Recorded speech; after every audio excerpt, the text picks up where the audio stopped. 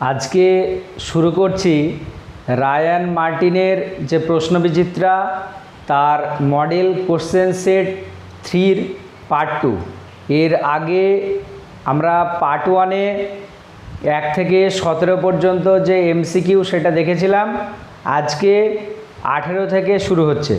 দেখো 18 নম্বরের যে এমসিকিউ সেটা কি আছে আগে আমরা দেখে নিই। দেখো বলেছে অমসৃণ অনুভূমিক একটি তলের উপর দিয়ে 400 গ্রাম ভরের একটি বস্তুকে অনুভূমিকভাবে টানা হচ্ছে। যদি এক্ষেত্রে ঘর্ষণ বল 3 নিউটন হয় তাহলে উলম্বের সঙ্গে সংযোজী বলের কোণ হবে। তাহলে ভালো করে দেখো, অমসৃণ একটা তল আমরা নিয়ে নিচ্ছি। তাহলে এটা ধরে নাও একটা অমসৃণ কি তল, সেই তলের উপরে এখানে একটা বস্তু রাখা আছে, ঠিক আছে। বস্তুটার ভর দেখো বলে দিয়েছে কত, 400 গ্রাম। দেখো আমরা জানি কোনো একটা বস্তুর ভর যদি এম হয় তার যে ওজন, সেই ওজন এমজি নিচের দিকে কাজ করে, আর এই তলটা কি করে, তার উপরে একটা প্রতিক্রিয়া বল দেয়, সেটা হচ্ছে এন। আর আমরা জানি এন আর এমজি পরস্পর কী হয়, সমান হয়। এবার এই বস্তুটাকে যদি এই দিকে একটা বল প্রয়োগ করে টানা হয়, এইদিকে একটা বল আমরা প্রয়োগ করছি, তাহলে ঘর্ষণ বল দেখো কী হবে, তার বিপরীত দিকে কাজ করবে, এফ। সেটা কোশ্চেনে বলে দিয়েছে কত, 3 নিউটন, ঠিক আছে। যদি এক্ষেত্রে ঘর্ষণ বল 3 নিউটন হয় তাহলে উলম্বের সঙ্গে সংযোজী বল, সংযোজী বল বলতে দেখো এই যে এফ আর এই এন, তার একটা কি থাকবে, লব্ধি থাকবে। সেই লব্ধি মানে সংযোজী বলটা, মানে যোগফলটা। সেই সংযোজী বলটাকে যদি ধরো আমরা এক্স ধরে নিই, সেই এক্সটা দেখো উলম্বের সঙ্গে কি করেছে, একটা কোণ করেছে। সেই কোণটাকে যদিও বলা হয় তোমার ঘর্ষণ কোণ, আমরা সেই কোণটাকে ধরে নিচ্ছি কত, থিটা। তাহলে দেখো এখানে এই এফ আর এন পরস্পর কত ডিগ্রি কোণ করে আছে, 90 ডিগ্রি। তাহলে এই এক্স ভেক্টরটা এনের সঙ্গে যে কোণটা করেছে সেটা যদি থিটা হয়, তাহলে থিটার ফর্মুলা হচ্ছে ট্যান ইনভার্স অফ, দেখো তোমরা ভেক্টরে একটা ফর্মুলা পড়েছিলে এরকম, যে থিটা সমান ট্যান ইনভার্স অফ যে ভেক্টরের সঙ্গে কোণটা বলেছে সেই ভেক্টর ছাড়া অন্য ভেক্টরটা, অন্য ভেক্টর মানে দেখো এফ ইন্টু কি ভেক্টর দ্বয়ের মধ্যবর্তী কোণের সাইন, মানে সাইন 90 ডিগ্রি, বাই কি সেই ভেক্টরটা, সেই ভেক্টরটা মানে এন, প্লাস অন্য ভেক্টরটা ইন্টু ভেক্টর দ্বয়ের মধ্যবর্তী কোণের কস, ঠিক আছে। জাস্ট এই ফর্মুলায় আমরা এবার ভ্যালুগুলো বসিয়ে দেবো। তাহলে দেখো কী আসছে, ট্যান ইনভার্স, এখানে এফের ভ্যালু কত 3, আর সাইন 90-র ভ্যালু 1 হয়, আর কস 90-র ভ্যালু দেখো 0, তাহলে এই পার্টটা 0 হবে। আর এনের ভ্যালু দেখো কার সঙ্গে সমান হবে, এমজি। তাহলে এম এর ভ্যালু দেখো বলে দিয়েছে কত, 400, এটাকে কেজিতে করলে 1000 দিয়ে ভাগ, আর জি এর ভ্যালু কত, 10। তাহলে এইটা কেটে গেল, দুটো শূন্য এখানে কেটে যাচ্ছে। তাহলে দেখো থিটা এটা সমান কত আসছে, ট্যান ইনভার্স অফ 3/4। তাহলে এই থিটার যে ভ্যালু মানে সংযোজী বলটা উলম্বের সঙ্গে যে কোণটা করবে সেটা হচ্ছে ট্যান ইনভার্স অফ 3/4। অপশান এটা হচ্ছে তোমার সঠিক উত্তর, বুঝে গেল। আচ্ছা, তারপরে 19 নম্বরের যে কোশ্চেনটা আছে সেটা এবার আমরা দেখব। 19 নাম্বার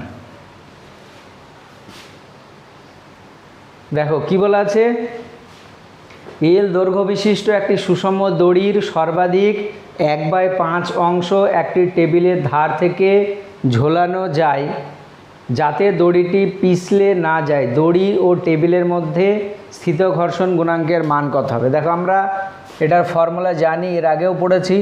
যেরকম একটা টেবিল, সেই টেবিল থেকে একটা শিকল বা তোমার দড়ি কী করছে, ঝুলছে।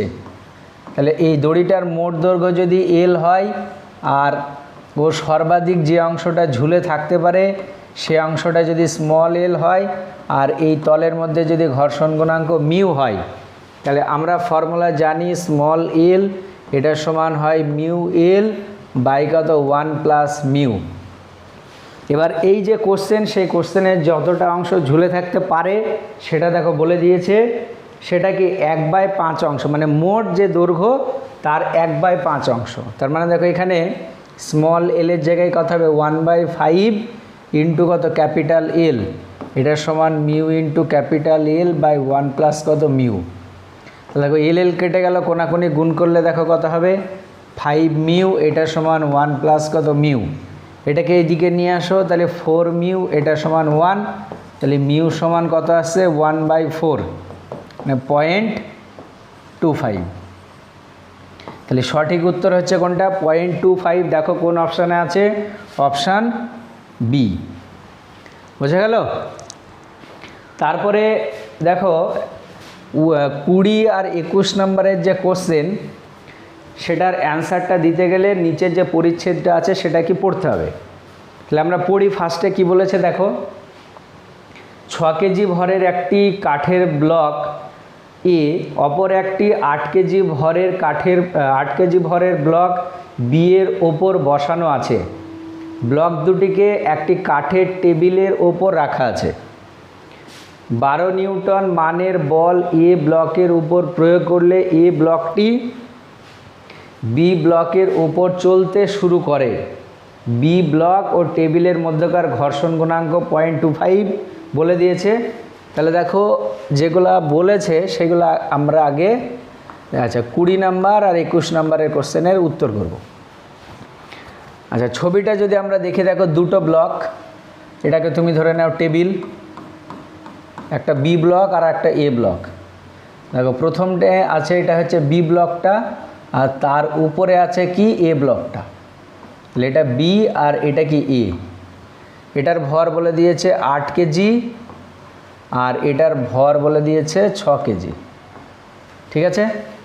এবার দেখো প্রথমে যেটা বলা আছে, আচ্ছা, ব্লক ও টেবিলের মধ্যে ঘর্ষণ গুণাঙ্ক, মানে এই জায়গাটার যে ঘর্ষণ গুণাঙ্ক সেটা বলে দিয়েছে মিউ, এটা 0.25। আর জি এর ভ্যালু দেখো 10 বলা আছে, জি সমান কত 10 মিটার পার সেকেন্ড স্কোয়ার। এবার বলেছে 12 নিউটন বল এ ব্লকের উপর প্রয়োগ করা হয়েছে। তাহলে দেখো এইদিকে যদি আমরা 12 নিউটন বল প্রয়োগ করি, দেখো 12 নিউটন মানের বল এ ব্লকের উপর প্রয়োগ করলে এ ব্লকটি বি ব্লকের উপর চলতে শুরু করে। তাহলে দেখো আমরা জানি কোনো একটা ব্লক চলতে শুরু করে যদি তার উপরে যে বলটা প্রয়োগ করা হয় সেটা হচ্ছে সীমাস্থ ঘর্ষণ বলের সমান, এবং সীমাস্থ ঘর্ষণ বলের রাশিমালা আমরা জানি এফ সমান কত হয় মিউ এমজি হয়। তাহলে দেখো যেহেতু চলতে শুরু করেছে, তার মানে মিউ এমজি তার ভ্যালুটা 12-র সঙ্গে কী হবে সমান হবে। মিউটা হচ্ছে এই ব্লক দুটোর মধ্যে ঘর্ষণ গুণাঙ্ক। ঠিক আছে? এবার দেখো প্রথমে কোশ্চেনটা কি বলেছে, প্রদত্ত দুটি ব্লকের মধ্যে ঘর্ষণ গুণাঙ্ক কত হবে। তাহলে সেই ঘর্ষণ গুণাঙ্ককে যদি আমরা মিউ ধরে নিই, তাহলে দেখো 20 নাম্বারের কোশ্চেনের ক্ষেত্রে আমরা এটা লিখতে পারবো, ঘর্ষণ বল মিউ এম জি এটা সমান কত 12। আমরা জানি সীমাস্থ ঘর্ষণ বলের সমান বল প্রয়োগ করলেই কোনো একটা বস্তুকে কি জাস্ট গতিশীল করা যায়। এখান থেকে দেখো মিউ সমান কত আসবে 12/m। এম মানে এ ব্লকের ভর, সেটা দেখো 6, আর জি এর ভ্যালু কত 10। তাহলে এটা কাটলে দেখো কত আসছে 2, আর তার মানে দেখো 0.2। তাহলে ব্লক দুটোর মধ্যে যে ঘর্ষণ গুণাঙ্কর মান, সেই ঘর্ষণ গুণাঙ্কের মান কত 0.2। তার মানে দেখো অপশান সিটা হচ্ছে সঠিক উত্তর। ঠিক আছে? তারপরে 21 নাম্বারের যে কোশ্চেনটা, সেটার জন্য কি বলেছে, বি ব্লকের ওপর সর্বোচ্চ কত বল প্রয়োগ করলে ব্লক দুটি একসঙ্গে গতিশীল হবে। তার মানে বি ব্লকের উপরে কত বল প্রয়োগ করতে হবে সেটাকে আমরা ক্যালকুলেশন করব। তাহলে এটার একটা ফর্মুলা আছে। এরকম কেসের ক্ষেত্রে এই বি ব্লকের উপরে যে বলটা প্রয়োগ করা হলো সেই বলটাকে আমরা ধরে নিচ্ছি কত এফ। তাহলে এফ এর সমীকরণ হচ্ছে mu into small M plus capital M into G. এটা হচ্ছে ফর্মুলা, যেখানে স্মল এমটা হচ্ছে উপরের বস্তুটার ভর আর ক্যাপিটাল এমটা হচ্ছে নিচের বস্তুটার ভর। ব্লক দুটোর মধ্যে ঘর্ষণ গুণাঙ্ক বলে দিয়েছে দেখো 0.25, আর ভর একটা দেখো 6 আরেকটার কত 8 ইন্টু এখানে কত 10। আচ্ছা, এটাকে যদি দেখি 25 আছে, তো আমরা দশমিকটা তুলে দিলাম, তাহলে এটা হলো 25 বাই নিচে কত 100, এটা দেখো কত হবে 14, আর এটা কত 10। এটা যদি কেটে দিই তাহলে এটা দেখো 5 দিয়ে কাটলে 5, এটা 5 দিয়ে কাটলে 2, এটা 7, তাহলে 5 7 কত আসছে 35 নিউটন। তাহলে যদি 35 নিউটন বল প্রয়োগ করা হয় তাহলে ওই ব্লকটাকে কি করা যাবে, গতিশীল করা যাবে। আচ্ছা দেখো, তাহলে 35 নিউটন, এখানে 35 নিউটন দেখো কোনো অপশান নেই, তার মানে এখানে 35 নিউটন একটা না, একটা 32 আছে, 48 আছে, 56 আছে, আর 68 আছে। আচ্ছা, ক্যালকুলেশনটা আমরা একবার দেখি। এফ সমান এটা ফর্মুলা মিউ ইন্টু ভর দুটো যোগফল ইন্টু কত জি, এটা হচ্ছে ফর্মুলা। তাহলে 0.25, এটা হচ্ছে 6, আর এটা 14, আর এটা 10। ক্যালকুলেশন তো ঠিকই আছে, তাহলে এটার উত্তর হবে 35 নিউটন। ঠিক আছে, তোমরা একবার ক্যালকুলেশনটা করবে, তাহলে এটার সঠিক উত্তর হচ্ছে কত 35 নিউটন। মনে থাকবে? এবারে যে কোশ্চেনটা আছে 22 নম্বরেরটা দেখো কি বলেছে, জলপূর্ণ একটি বালতিকে 1 মিটার ব্যাসার্ধের উলম্ব বৃত্তপথে ঘোরানো হচ্ছে, বৃত্তের সর্বোচ্চ বিন্দুতে বালতির রৈখিক বেগ কত হবে? দেখো, আমরা জানি কোনো একটা বস্তুকে যদি এরকম উলম্ব বৃত্তাকার পথে ঘোরানো হয় তাহলে তার সর্বাধিক বিন্দুতে যে বেগ ভি, তার রাশিমালা হয় কত √g/r। এই যে ভেলোসিটি, এই ভেলোসিটিটাকে বলা হয় ক্রিটিক্যাল ভেলোসিটি। ক্রিটিক্যাল ভেলোসিটি বা বাংলাতে বলে কি সন্ধি বেগ। তাহলে এই ফর্মুলাটাই কি আমরা সর্বোচ্চ বিন্দুতে কণাটার যে বেগ ভি সেটা সমান ফর্মুলা কি √g/r। দেখো জি এর ভ্যালু আমরা ধরে নিচ্ছি কত 9.8। আচ্ছা 9.8ই হয়, আর ওটার ভ্যালু কত 1। তার মানে দেখো এটা যদি তুমি দেখো তাহলে 3.13, কারণ দেখো আমরা জানি 9 রুট করলে কত হয় 3 হয়, তার থেকে একটু বেশি আছে, তার মানে অবশ্যই কোনটা হবে এইটা। ক্যালকুলেটর ছাড়াও কিন্তু এটা করা যাবে। আচ্ছা, তারপরে যে কোশ্চেনটা আছে দেখো 22 নাম্বার, এই কোশ্চেনটা দেখো এর আগেরও কোনো একটা মডেল কোশ্চেন সেটে ছিল।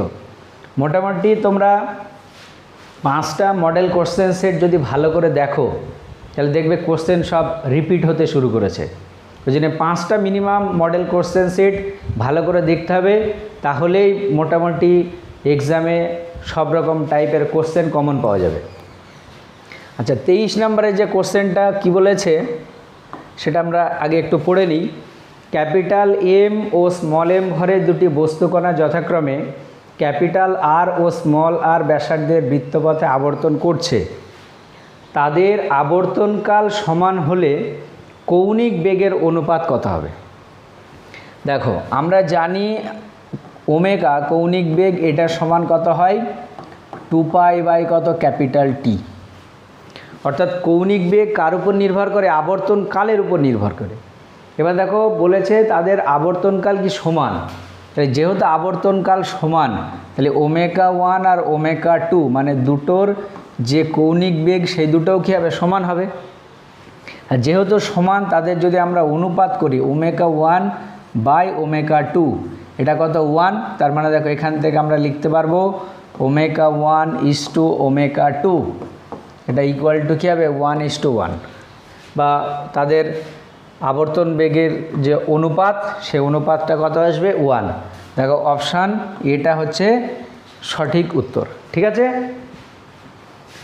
তারপরে যে কোশ্চেনটা বলেছে 24, দেখো কি আছে, একটি বস্তুকণা এ ব্যাসার্ধে বৃত্তীয় পথে গতিশীল। তারপরে বলেছে আকর্ষণী স্থিতিশক্তি ইউ সমান k/2a² হলে মোট শক্তি কত হবে? আচ্ছা দেখো আমরা সাধারণত মোট শক্তি বা টোটাল এনার্জি এটার সমান কি জানি, টোটাল এনার্জি টোটাল এনার্জিকে যদি আমরা ই দ্বারা প্রকাশ করি তাহলে ই সমান হয় kinetic energy plus potential energy, এটাই তো আমরা জানি। এবার দেখো পোটেনশিয়াল এনার্জি সেটা সাধারণত নেগেটিভ হয়, তাহলে এখানে টোটাল এনার্জি ই এটা সমান হচ্ছে কাইনেটিক এনার্জি প্লাস, যদি আমরা ওর ভ্যালুটা বসিয়ে দিই পোটেনশিয়াল এনার্জির ভ্যালু সেটা কত মাইনাস কে বাই কত 2a²। দেখো পোটেনশিয়াল এনার্জিটা দেওয়া আছে, এবার আমরা কাইনেটিক এনার্জিটা ক্যালকুলেশন করব।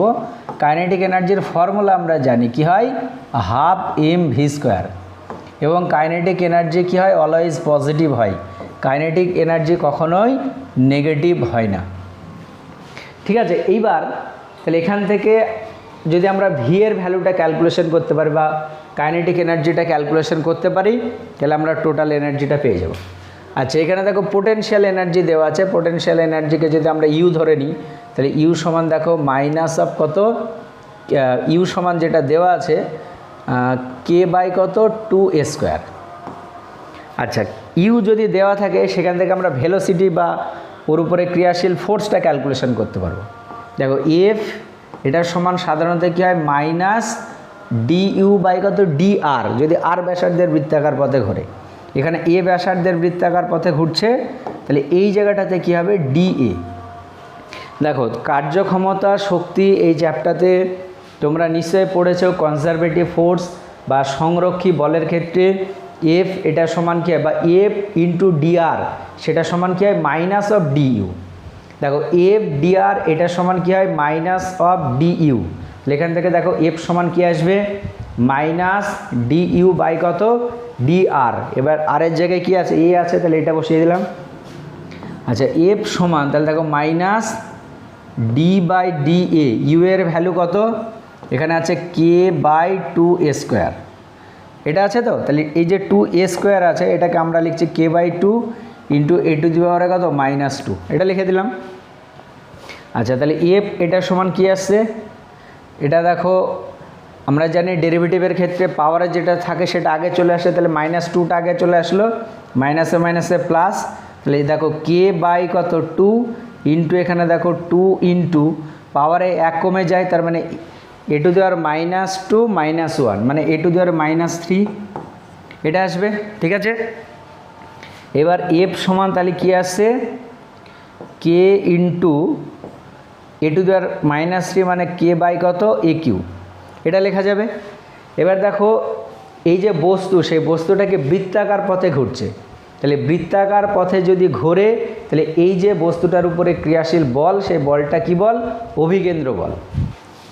আমরা জানি কোনো একটা বস্তু যদি বৃত্তাকার পথে ঘোরে তাহলে তার উপরে একটা অভিকেন্দ্র বল কাজ করে, সে অভিকেন্দ্র বল এফ এর রাশিমালা আমরা কি জানি mv² বাই আর। এখানে আর এর জায়গায় কত আছে এ আছে, তাহলে এ বসিয়ে দিলাম।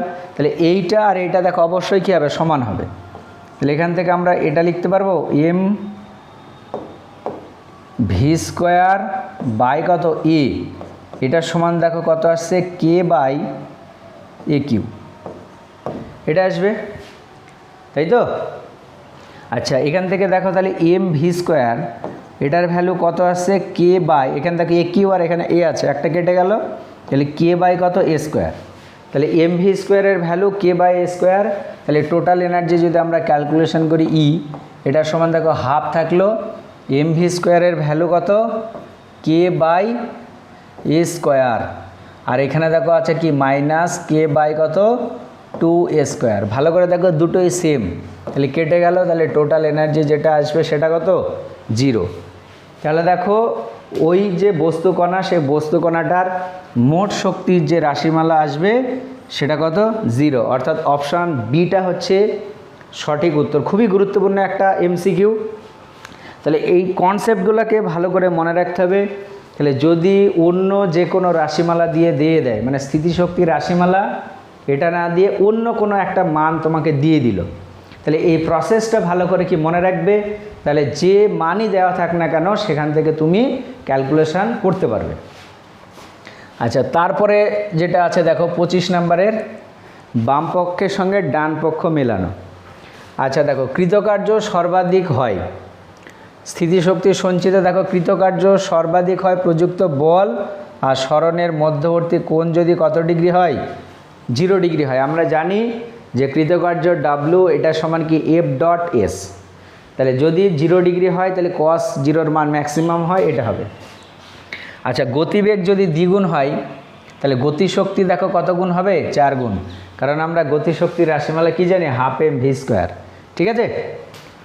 আচ্ছা স্প্রিংয়ের দৈর্ঘ্য অর্ধেক হলে স্প্রিংয়ের বল ধ্রুবক যেটা সেটা কি হয়ে যায় ডাবল হয়ে যায়, কারণ দেখো স্প্রিংয়ের বল ধ্রুবকের যে ফর্মুলা এফ এটা সমান কত কে এক্স, এখান থেকে ক্যালকুলেশন করা যায়, এটা ক্লাস 9-এও আছে। আর স্প্রিংকে সংকুচিত বা প্রসারিত করলে স্প্রিংয়ে কি একটা স্থিতিশক্তি সঞ্চিত হয়। তার মানে দেখো 1-এরটা হবে ডি এরটা, 2-এরটা হবে সি এরটা, তাহলে 1-এরটা ডি এরটা, 2-এরটা সি এরটা, আর 3-এরটা আমরা কত পেলাম 3-এরটা বি এরটা, আর 4-এরটা ই এরটা। তার মানে দেখো অপশান বিটা হচ্ছে কি তোমার সঠিক উত্তর। খুবই গুরুত্বপূর্ণ কিন্তু কনসেপ্ট এইগুলো। তারপরে যে কোশ্চেনটা আছে সেটা দেখো, একটি বস্তুকণার স্থিতিশক্তি একটি বলের ক্ষেত্রে, যেখানে দেখো স্থিতিশক্তি দিয়ে একটা কি প্রবলেম দেওয়া আছে, একটি বস্তুকণার স্থিতিশক্তি একটি বলের ক্ষেত্রে ইউ সমান A by R square minus B by R, যেখানে এ ও বি ধনাত্মক ধ্রুবক রাশি এবং আর কেন্দ্র থেকে কণার দূরত্ব, বস্তুকণা সাম্যাবস্থায় থাকবে যখন আর এর মান হবে। আচ্ছা কোনো একটা বস্তু এই রকম কেসের ক্ষেত্রে সাম্যাবস্থায় থাকার যে শর্ত, সেই শর্তটা একটু ভালো করে মনে রাখবে। দেখো আগে যেটা দেওয়া আছে সেটা লিখে নেই, ইউ এটা সমান কি আছে A by R square, A by R square minus B by R. তাহলে দেখো যদি স্থিতিশক্তির রাশিমালা দেওয়া থাকে তাহলে সাম্যাবস্থার শর্ত হচ্ছে ডি ইউ বাই ডি আর, এটা সমান কত হবে 0 হবে। এটা হচ্ছে সাম্যাবস্থার শর্ত, ইকুইলিব্রিয়াম কন্ডিশনের বা ইকুইলিব্রিয়াম কন্ডিশনের শর্ত। আচ্ছা এবার এখানে দেখো এটাকে যদি আমরা ডেরিভেটিভ করি ডি ইউ বাই কত ডি আর, তাহলে দেখো প্রথমটা যদি আমরা ডেরিভেটিভ করি তাহলে কত আসবে মাইনাস, দেখো এটাকে উপরে তুলে দাও তাহলে আর টু দি পাওয়ার -2, তাহলে -2টা আগে চলে আসলো, ইন্টু এখানে দেখো এ বাই এ ইন্টু কি আর টু দি পাওয়ার -3, কারণ এটা নিচে চলে আসলো আর কিউ হয়ে গেল। আর এখানে মাইনাস আছে, এটা উঠলে আর টু দি পাওয়ার -1, ওটা আগে চলে আসলো, তার মানে এটা প্লাস, তার মানে দেখো এটা চলে আসবে বি বাই কত আর স্কোয়ার, ঠিক আছে। এবার এটার ভ্যালু কত 0, অর্থাৎ -2a by R cube plus B by R square, এটার ভ্যালু কত 0। তাহলে এটাকে যদি আমরা ডান দিকে নিয়ে যাই, দিয়ে ওইটাকে আগে লেখো, তাহলে 2a বাই কত আর কিউব, এটা সমান কত আসছে বি বাই আর স্কোয়ার। আচ্ছা এখান থেকে দেখো 2a বাই কত আর, এটা সমান কত বি পড়ে থাকছে, তাহলে আর সমান দেখো অ্যাকচুয়ালি কত আসছে 2a বাই কত বি, আর সমান 2a বাই কত বি। তাহলে যদি আর এর ভ্যালু এটা হয় তাহলে তখন কী হবে সাম্যাবস্থায় থাকবে, অর্থাৎ অপশান ই 2a বাই কত বি। তাহলে এটা ভালো করে মনে রাখতে হবে, স্থিতিশক্তির যদি রাশিমালা দেওয়া থাকে তাহলে সাম্যাবস্থার শর্ত হচ্ছে ডি ইউ বাই ডি আর, সেটা সমান কত 0। স্থিতিশক্তির রাশিমালা যেটা দেওয়া থাকবে সেই মতো আমরা বসিয়ে দেবো, তাহলে চলে আসবে।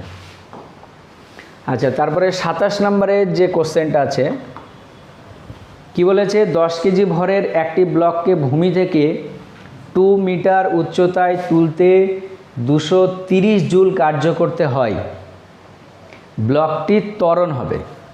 আচ্ছা দেখো একটা ব্লক এরকম আছে, তাকে আমরা উপরে তুলছি, উপরে যতটা তুলতে হবে সেটা বলে দিয়েছে কত 2 মিটার, এটা তুমি ধরে নাও সরণ। আর আমরা জানি দেখো অভিকর্ষ ত্বরণ কি নিচের দিকে কাজ করছে, আর বস্তুটাকে আমরা উপরের দিকে একটা ত্বরণ নিয়ে তুলছি।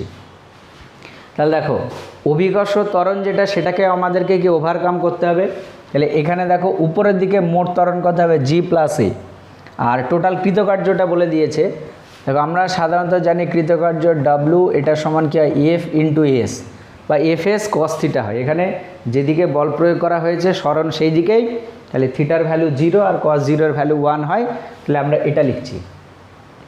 কৃতকার্যটা কত বলেছে এখানে 230, তাই তো 230 জুল, তাহলে 230 আর এখানে প্রযুক্ত বল এফ মানে আবার আমরা কি জানি এম এ, তাহলে এম ইন্টু এর জায়গায় এখানে কি হবে এ প্লাস জি ইন্টু এখানে সরণ যেটা সেই সরণটা এখানে এস, সেই এসের ভ্যালু দেখো বলে দিয়েছে কত 2। দেখো কেন এ প্লাস জি হলো, কারণ জিটা নিচের দিকে কাজ করছে, তাকে আমরা উল্টো দিকে গতিশীল করছি, তার মানে জিটাকে আমাদেরকে কি করতে হবে অতিক্রম করতে হবে, তবেই কিন্তু এক্সট্রা একটা ত্বরণ সৃষ্টি হবে। এবার এখান থেকে আমাদেরকে এর ভ্যালু ক্যালকুলেশন করতে বলেছে, তাহলে 230, এম এর ভ্যালু দেখো বলে দিয়েছে কত 10, তাহলে 10 এটা হলো এ, আর জি এর ভ্যালু কত হয় 10 ইন্টু এখানে কত 2, এটাকে যদি কেটে দিই তাহলে দেখো 23, তাকে 2 দিয়ে ভাগ করলে হয় 11.5, এটা সমান এ প্লাস কত 10, তাহলে এখান থেকে দেখো 11.5 মাইনাস 10 এটা সমান এ, তাহলে এ এর ভ্যালু দেখো আসবে 1.5, অত কী হবে মিটার পার সেকেন্ড স্কোয়ার, যেহেতু ত্বরণ। বোঝা গেল? তাহলে এটা সঠিক উত্তর হচ্ছে C, 1.5 metre per second square. 28 নম্বরের অঙ্কটা দেখো কি বলেছে, 20 কেজি ভরের একটি বস্তুর ওপর 5 + 2x নিউটন মানের একটি বল প্রযুক্ত করা হলো। এর ফলে বস্তুটির এক্স অক্ষ বরাবর x সমান 2 মিটার থেকে x সমান 6 মিটার সরণ হলো বস্তুটির উপর কৃতকার্য। তাহলে দেখো এটাকে বলে দিয়েছে কি প্রযুক্ত বল, আর বলটা দেখো কি পরিবর্তনশীল বল, আর আমরা পরিবর্তনশীল বলের ক্ষেত্রে কৃতকার্য কি জানি ইন্টিগ্রেশন অফ এক্স আই থেকে এক্স এফ ইন্টু কি হয় এফ ইন্টু ডিএক্স, এটা ফর্মুলা পরিবর্তনশীল বলের ক্ষেত্রে কৃতকার্য, যেখানে এক্স আইটা হচ্ছে ইনিশিয়াল পজিশান, এক্স এফটা হচ্ছে ফাইনাল পজিশন। তাহলে দেখো এই ফর্মুলায় আমরা বসিয়ে দেব ইনিশিয়াল পজিশান মানে সে প্রথমে যেখানে ছিল কত x = 2 আর পরে গিয়েছে x = কত 6, এফের ভ্যালু কত আছে 5 + 2x ইন্টু এখানে কত dx। এবার আমরা কি করব ইন্টিগ্রেশন করব, তাহলে দেখো 5 × dx ইন্টিগ্রেশন করলে কি হবে 5 × x প্লাস পরেরটা দেখো 2 × x আছে x dx এর ইন্টিগ্রেশন করলে কত x² বাই কত 2, আর লিমিটটা কত আছে 2 to 6, এই দুই কেটে গেল, তাহলে আলটিমেট কি আসছে। এবার লিমিটটা যদি আমরা বসাই, লিমিট বসানোর নিয়ম কি আপার লিমিট মাইনাস লোয়ার লিমিট, তাহলে দেখো 5 × আপার লিমিট x এর কত 6, লোয়ার লিমিট কত 2 প্লাস এখানে দেখো এটা যেটা আসবে 6 তার স্কোয়ার মাইনাস 2 তার স্কোয়ার, এটা আপার লিমিট মাইনাস লোয়ার লিমিট। আচ্ছা এটা দেখো কত আসবে 4, তার মানে এটা হলো 20, আর এটা আসবে 36 মাইনাস 4 মানে 32, তাই তো 36 মাইনাস কত 4 মানে 32 আসছে। আচ্ছা এটা ঠিক আছে, 4 4 5 20, আর ওখানে আসছে 6 6 36 মাইনাস 4 মানে 32, ঠিক আছে। তাহলে এটা সমান কত আসছে 52 আসছে, তো 52 কি অপশানে আছে, হ্যাঁ আছে, এই তো। তাহলে অপশান সিটা হচ্ছে সঠিক উত্তর। 52 অবশ্যই কী হবে জুল হবে, যেহেতু কি বলেছে কৃতকার্যের আমরা জানি এসআই পদ্ধতিতে একক হচ্ছে কি জুল। আচ্ছা 29 নম্বরে যে কোশ্চেনটা আছে দেখো কি বলেছে, m1 ও m2 ভরের দুটি বস্তু পরস্পর থেকে x একক দূরে অবস্থিত, এদের ভর কেন্দ্র m1 ভর সম্পন্ন বস্তু থেকে কত দূরে অবস্থিত হবে। আচ্ছা দুটো ভর আছে, এই ভরটা হচ্ছে m1 আর এইটাকে আমরা ধরে নিচ্ছি কত m2, তাদের মধ্যবর্তী যে দূরত্ব সেই দূরত্বটাকে বলে দিয়েছে কত x। এবার জানতে চেয়েছে M1 ভর থেকে ভর কেন্দ্রের দূরত্ব কত। আচ্ছা, ভর কেন্দ্র দেখো আমরা জানি যদি বস্তু দুটো সমান হয় তাহলে মিডিলে থাকে। এবার যদি এইটা বড় হয় তাহলে ওই দিকে থাকবে, এইটা বড় হলে এই দিকে থাকবে। এবার এখানে একটা ফর্মুলা, তুমি ধরে না ভর কেন্দ্রটা এই জায়গাটায় অবস্থিত, এটা ধরো CM, সেন্টার অফ মাস। এবার সেন্টার অফ মাসটা M1 ভর থেকে একটা দূরে আছে, সেই দূরত্বটাকে আমরা ধরে নিচ্ছি কত x1, আর M2 ভর থেকে যে দূরত্বটা সেটাকে ধরে নিচ্ছি কত x2। তাহলে এই M1 ভর থেকে সেন্টার অফ মাসের যে দূরত্ব x1, সেই x1 সমান হবে তোমার এই অন্য ভর M2 ইন্টু তাদের মধ্যবর্তী দূরত্ব x বাই কী হবে M1 প্লাস M2। এই ফর্মুলাটা দেখো এর আগেও আমি বলেছিলাম, ঠিক আছে। তাহলে M1 ভরের বস্তুটা থেকে যে দূরত্ব সেটা x1, তাহলে নিয়ম হচ্ছে কি অন্যটার ভর M2 ইন্টু ওই বস্তু দুটোর মধ্যবর্তী দূরত্ব x বাই কি ভর দুটোর যোগফল। ঠিক একই রকমভাবে x2 যেটা মানে M2 ভরের বস্তু থেকে যে দূরত্ব সেটা হবে M1 ইন্টু x বাই কত M1 প্লাস M2। এবার দেখো যেহেতু আমাদের এখানে M1 ভরের বস্তু থেকে দূরত্বটা ক্যালকুলেশন করতে বলেছে, তাহলে উত্তর হবে M2x by M1 plus M2। তাহলে দেখো এটা কোথাও আছে কি না, অবশ্যই থাকবে। হ্যাঁ, এখানে দেখো option C, M2 into X by কত M1 প্লাস M2। এটা হচ্ছে ফর্মুলা। ভালো করে ফর্মুলাগুলো মনে রাখবে, তাহলে খুব সহজেই কিন্তু MCQগুলো তোমরা ক্যালকুলেশন করতে পারবে। 30 নম্বরে যে কোশ্চেন সেটা দেখো, বলেছে -2k মানের একটি বল মূল বিন্দুতে ক্রিয়াশীল হলে 2, -2 বিন্দুর সাপেক্ষে ক্রিয়াশীল টর্কের মান কত হবে। আচ্ছা, এখানে প্রযুক্ত বলটা বলে দিয়েছে, তাই তো। তাহলে প্রযুক্ত বল F, এটা সমান আমরা ধরে নিচ্ছি বা F সমান মাইনাস কত 2k ক্যাপ। আর ওই বিন্দুটার সাপেক্ষে, তাহলে বিন্দুটার স্থানাঙ্ক বলে দিয়েছে, তার অবস্থান ভেক্টর আমরা পেয়ে যাব। দেখো স্থানাঙ্ক কত 2, -2, তাহলে এটাকে আমরা লিখতে পারবো 2i cap minus 2j cap. আর আমাদেরকে কি ক্যালকুলেশন করতে বলেছে, টর্ক টাউ সমান কত। দেখো আমরা জানি টর্ক টাউ ভেক্টর, এটা সমান কি হয় r ক্রস f, এটা হচ্ছে টর্কের কি ভেক্টর রূপ। এবার এটা দেখো ক্রস প্রোডাক্ট আমরা যে নিয়মটা জানি, এখানে লিখতে হয় i ক্যাপ, এটা j ক্যাপ, এটা কি k ক্যাপ। এবার এখানে নিয়মটা দেখো r ক্রস f আছে, তাহলে r এর i ক্যাপের সঙ্গে যেটা গুণ আছে 2, j ক্যাপের সঙ্গে যেটা গুণ আছে -2, k ক্যাপের সঙ্গে যেটা গুণ আছে কিছু নেই মানে 0।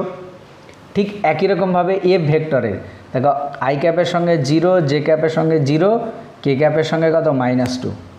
এবার নিয়মটা কি, প্রথমে i ক্যাপ লিখতে হয়, এই লাইনটা বাদ এই লাইনটা বাদ, তাহলে দেখো এটা -2, এটা -2 গুণ করলে কত 4, তাহলে 4 এই কোণাকুনি গুণ করলে কত 0, তো মাইনাস দিয়ে কী হয় j ক্যাপ, এই লাইনটা বাদ আর এই লাইনটা বাদ, তাহলে দেখো কত আসছে -4 -0 প্লাস দিয়ে k ক্যাপ। তাহলে এবার এই লাইনটা বাদ এই লাইনটা বাদ, তাহলে এইটা গুণ করো, দেখো তাহলে কত আসবে 0 -0। তাহলে এটার সমান কি আসছে 4i ক্যাপ, আর এটা দেখো -j ক্যাপ, আর এখানে -4, তাহলে প্লাস হয়ে গেল 4j ক্যাপ। তাহলে 4টা যদি আমরা কমন নিয়ে নিই তাহলে i cap plus j cap, এটা হচ্ছে উত্তর। তাহলে অপশান কোনটা হবে 4 × i + j, তাহলে 4 × i + j, তাহলে দেখো অপশান সিটা হচ্ছে তোমার সঠিক উত্তর। আচ্ছা 30 হলো, এরপরে আমরা 31 নম্বরেরটা দেখব। আচ্ছা 31 নম্বরে যে প্রবলেমটা আছে দেখো কি বলেছে, একটি দণ্ডের দুটি সর্বোচ্চ বিন্দু 4v বেগে ও সর্বনিম্ন বিন্দু v বেগে গতিশীল। তাহলে এদের মধ্যবর্তী দূরত্ব r হলে কৌণিক বেগ হবে। আচ্ছা কৌণিক বেগ দেখো আমরা জানি v সমান কী হয় ওমেগা r হয়, সরি কৌণিক বেগ না রৈখিক বেগ v সমান ওমেগা r, এটা একটা ফর্মুলা জানি আমরা, v এটা সমান কি ওমেগা × r। তাহলে ওমেগা সমান কত আসবে v/r। আচ্ছা, এখানে দেখো দুটো বিন্দু বলে দিয়েছে, একটার বেগ কত 4v আর একটার কত v। তাহলে অ্যাকচুয়ালি ওই বেগের পার্থক্য কত হবে 4v মাইনাস কত v বাই কত r। তাহলে এটার সমান কত আসছে 3v বাই কত r। তাহলে ওমেগা তার ভ্যালু কত আসছে 3v বাই কত r। এটা হচ্ছে উত্তর। ঠিক আছে, তার মানে অপশান বি হচ্ছে সঠিক উত্তর। আচ্ছা, তারপরে যে কোশ্চেনটা আছে দেখো 32 নম্বরেরটা কি বলেছে, একটি নিরেট গোলক 30 ডিগ্রি নতিকোণ বিশিষ্ট একটি নততলের ওপর না পিছলে 10 মিটার দূরত্ব গড়িয়ে পড়ছে, গোলকটির ত্বরণ কত হবে। আমরা দেখো এর আগে পড়েছিলাম দৃঢ় বস্তুর ঘূর্ণন চ্যাপ্টারতে যে কোনো একটা বস্তু যদি নততল বরাবর গড়তে গড়তে নিচের দিকে নামে তার ত্বরণ এ, এটা সমান হয় G sine theta by 1 plus I by M R square. এটা হচ্ছে ফর্মুলা। তাহলে জাস্ট আমরা এই ফর্মুলাটা কি ইউজ করব। তাহলে এখানে দেখো জি এর ভ্যালু 10 আর সাইন কত 30 ডিগ্রি হবে, সাইন 30 ডিগ্রির ভ্যালু কত হয় 1/2 আর এখানে 1 থাকলো। দেখো এটা কি গোলক বলেছে, নিরেট গোলক। নিরেট গোলকে জড়তা ভ্রামকের ফর্মুলা হয় 2/5 এম আর স্কোয়ার। আর নিচে আবার দেখো কি আছে, একটা এম আর স্কোয়ার আছে। তাহলে এম আর স্কোয়ার কেটে গেল। তাহলে উপরে দেখো কত আসছে 5 আসছে, 10 থেকে 2 দিয়ে ভাগ করলে কত 5। আর এখানে 1 প্লাস 2/5 লসাগু যদি আমরা করি তাহলে 5 আর 2 7, 7 বাই কত 5। তাহলে 5টা যদি উপরে তুলে দিই তার মানে দেখো কত আসছে, এটা আসবে 5 5 25 বাই কত 7।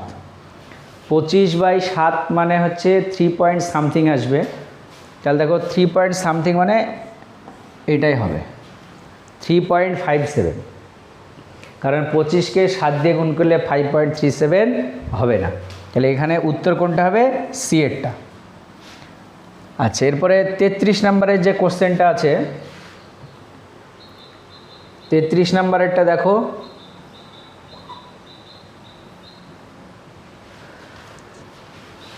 কি বলেছে, যদি পৃথিবীর ব্যাসার্ধ হঠাৎ অর্ধেক হয়ে যায় কিন্তু ভর স্থির থাকে তবে দিনের দৈর্ঘ্য কত হবে।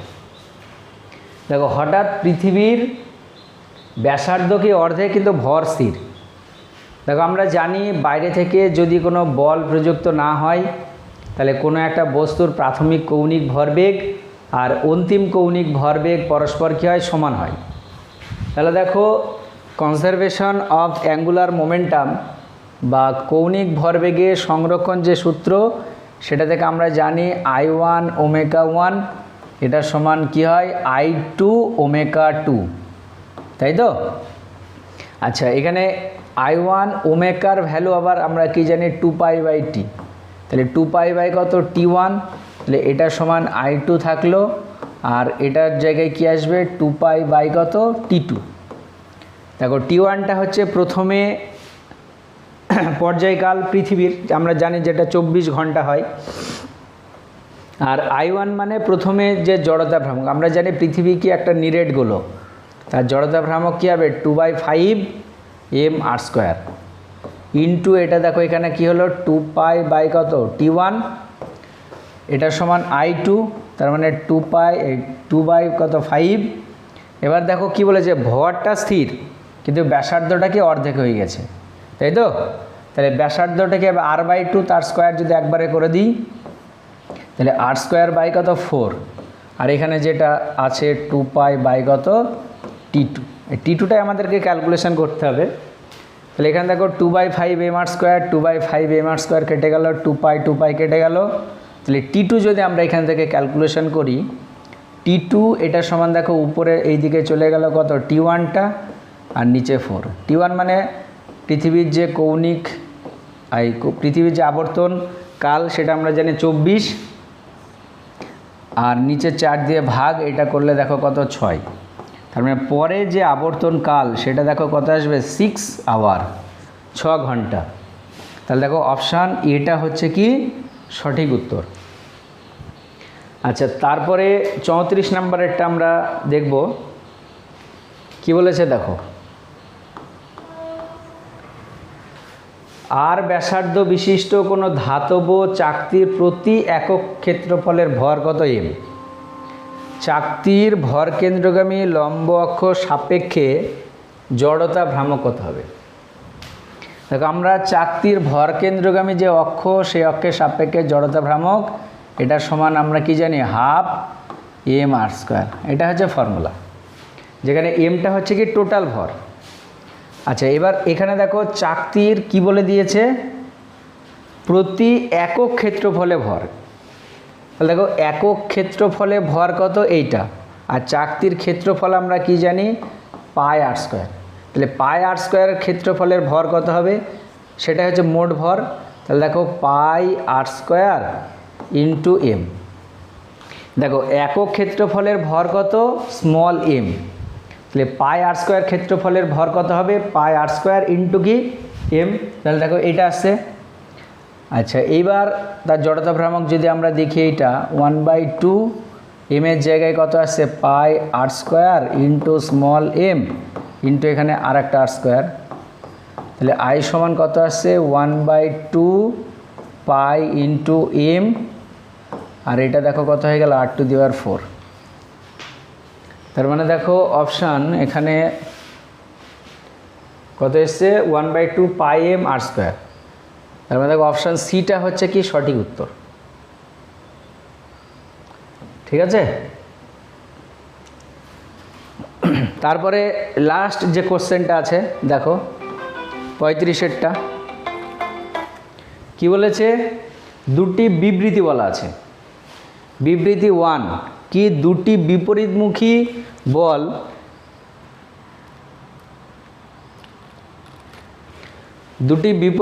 বল একটা F1 ও F2 একটি বিন্দুতে একযোগে ক্রিয়া করলে রৈখিক গতি উৎপন্ন হয়। বিবৃতি 2টা কি বলেছে, দুটি বিপরীতমুখী বল F1 ও F2 একটি বিন্দুতে একযোগে ক্রিয়া করলে আবর্ত গতি উৎপন্ন হয়। আচ্ছা, বিপরীতমুখী বল একটা কি হচ্ছে, বিন্দুতে কাজ করছে। তুমি ধরে নাও এখানে একটা বস্তু আছে, একটা বল এই দিকে কাজ করছে, এটা F1, আর এই দিকে একটা বল কাজ করছে, এটা হচ্ছে কত, F2। ঠিক আছে। তাহলে দেখো একটা আর একটা সমান এবং বিপরীতমুখী। এবার যদি ধরো F1 এর ভ্যালুটা F2-র তুলনায় বেশি হয়, তাহলে এই দিকে যাবে, আর যদি F2টা বড় হয় তাহলে তখন এই দিকে যাবে। এই বস্তুটার ঘোরার কোনো দেখো চান্স নাই। তাহলে এখানে F1 যেটা, এই বিবৃতি 1 যেটা, সেটা কিন্তু ঠিক, কিন্তু বিবৃতি 2 যেটা, সেটা কিন্তু ভুল। এর অপশনগুলো আমরা দেখি কি আছে। বিবৃতি 1 সত্য এবং বিবৃতি 2 মিথ্যা। দেখো এটা হবে সঠিক উত্তর। বোঝা গেল। একটা বস্তুর উপরে দুটো সমান এবং বিপরীতমুখী যদি বল কাজ করে, তাহলে বস্তুটার কী হবে, রৈখিক গতির সৃষ্টি হবে। ঘূর্ণন গতি কখনোই সৃষ্টি হবে না। ঘূর্ণন গতি কখন হয়, এরকম একটা বস্তু আছে, এইদিকে একটা বল, একটা এইদিকে, মানে সমান এবং বিপরীতমুখী বল প্রযুক্ত হতে হবে, কিন্তু সেই বলটাকে একটা নির্দিষ্ট বিন্দুতে প্রয়োগ করলে হবে না, আলাদা আলাদা বিন্দুতে কী করতে হবে, প্রয়োগ করতে হবে। তবেই কিন্তু তার একটা রোটেশনাল মোশন বা আবর্ত গতির সৃষ্টি হবে। বোঝা গেল। তাহলে এই আমরা দেখলাম মডেল কোশ্চেন সেট 3-র 18 থেকে 35 পর্যন্ত এমসিকিউ। এর পরের যে ভিডিও, সেখানে আমি মডেল কোশ্চেন সেট করাবো। চেষ্টা করব যে একটা ভিডিওতে টোটাল 35টা এমসিকিউ এর, মানে মডেল সেটের যে 35টা এমসিকিউ, সেটা করিয়ে দেওয়ার। ঠিক আছে। যারা আগের ভিডিওগুলো দেখোনি অবশ্যই ভালো করে সেগুলোও দেখবে, কারণ মোটামুটি 5টা যদি তোমরা দেখতে পারো, তারপর থেকে দেখবে কোশ্চেন রিপিট হতে শুরু করবে। মানে টাইপগুলো একই থাকবে, হয়তো ভ্যালুগুলো তোমার চেঞ্জ থাকবে। ঠিক আছে। আর যারা আমার চ্যানেলে নতুন, তোমাদেরকে বলবো অবশ্যই চ্যানেলটাকে সাবস্ক্রাইব করে রাখবে এবং নোটিফিকেশানটাকে অন করে রাখবে।